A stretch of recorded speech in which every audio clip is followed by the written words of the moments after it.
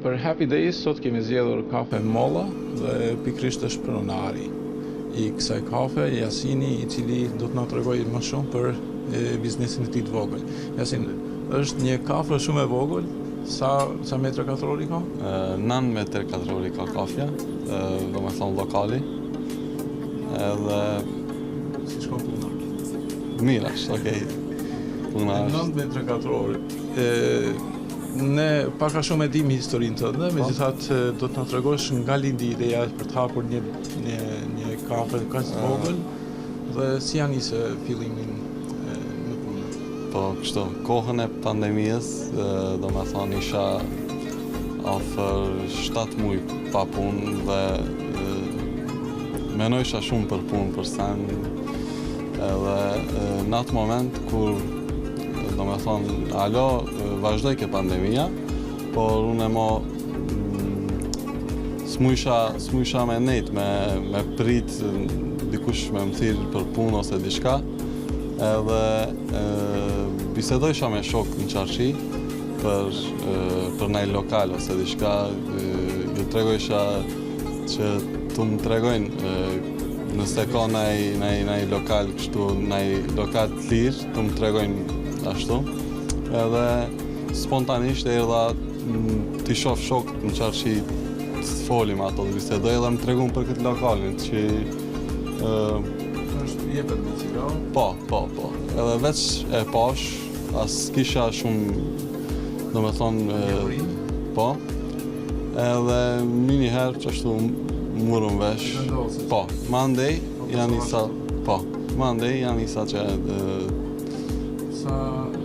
pas pandemisë 2-3 vite që e ke lokalin, apo? Po, 2 vit I kam ush, po, lokalin.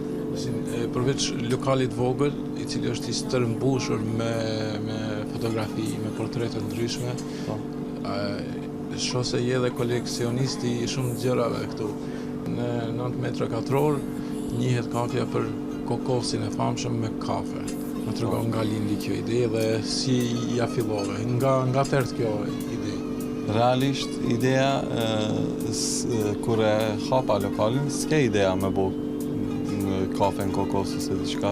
Veç mendova me dalë për shtëpi edhe me bo punë, me qelë kafeteri. Edhe ashtu menia ishte full me kafe, çaj, salep, si sene, standard, çka I ka si cali kafiqa. Edhe mandej, do me thonë, lokali është me një tavolin me 3 karike. Edhe menojsha se njerëzit vishin 5-6 veta ose s'kishte ku mu ullë ose kështu diçka u ndodhke edhe thëshin, s'ka vend, qau, na po ikmi, po. Edhe mandej, do me thonë unë e ma e hapa lokalin, po punë s'kishte. E më shesha diçanin me ashtu. Sa kohë shkove I dëshpëru më shtëpi, se s'kishe punë? 3 muaj. Tregoj drejt, e kum hap në oktober, qishë.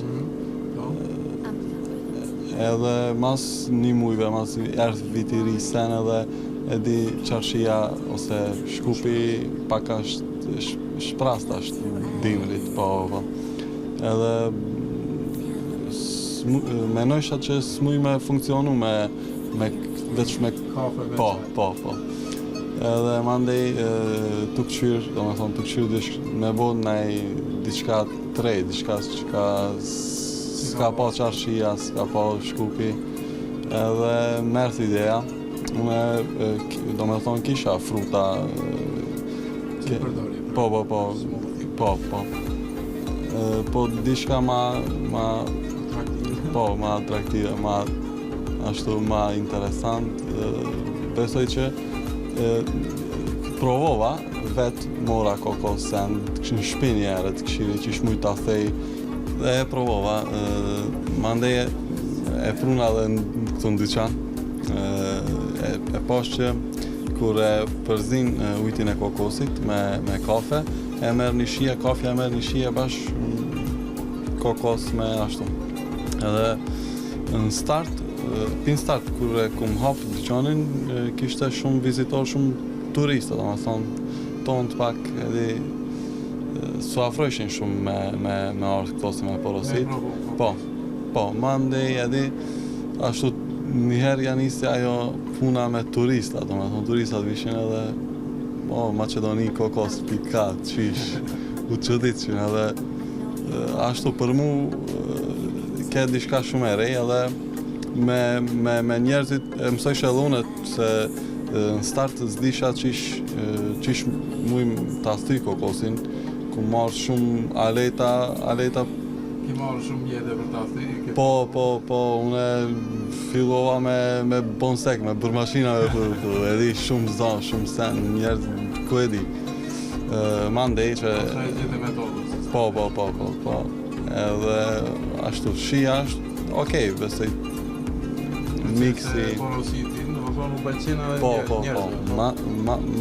Mas kësaj, do më thonë, janë nisën edhe njerëz tonë, do më thonë, këtujt, Shkupit, të vinë edhe prej Tetovës, veç po, më tregojnë që kanë ardhë, veç po. Edhe ajo më knaqë. Gjatë kësaj vere, turistët kanë qenë stërmbushur në përçarshi dhe nga cilet vende ke pas vizitorë?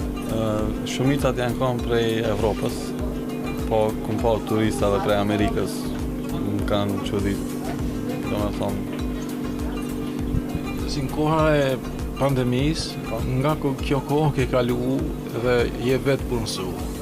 Realisht, me këto çmime që hypin çdo ditë, qoftë produkteve, do mbjetoj biznesi vetë? Po besoj që do të mbetoje, po ajo është pak problem edhe për mu, do me thonë une, do me thonë, s'ka tjetër zgjidhje. Mora e kam edhune me i ashtu, me i hip qmimet. Me i rrit qmimet? Po, me i rrit qmimet pash? Alos si kom prejk, po otartë edhe dimri, s'te di, une pak jam ashtu. Thuan se na pret një dimër i vështirë, dhe besoj se do ndikoj të gjithë, megjithatë nuk shpresoj që mos ta mbyllish biznesin dhe por mirat e këtij është edhe kur e mbyll biznesin hap diçka një ide tjetër. A ke ndonjë plan B? S'kam. Unë e du këtë punë dhe besoj që punë tjetër s'kam, di me bo punë tjetër, do me thonë une veç këtë punë e kum punu, këtë punë e di, edhe kam qef me këtë punë me vazhdu me ashtu, Po. Faleminderit për kohën e ndarë. Faleminderit juve. Tani do të shohim se si Jasini e përgatit kokosin e famshëm dhe kafen.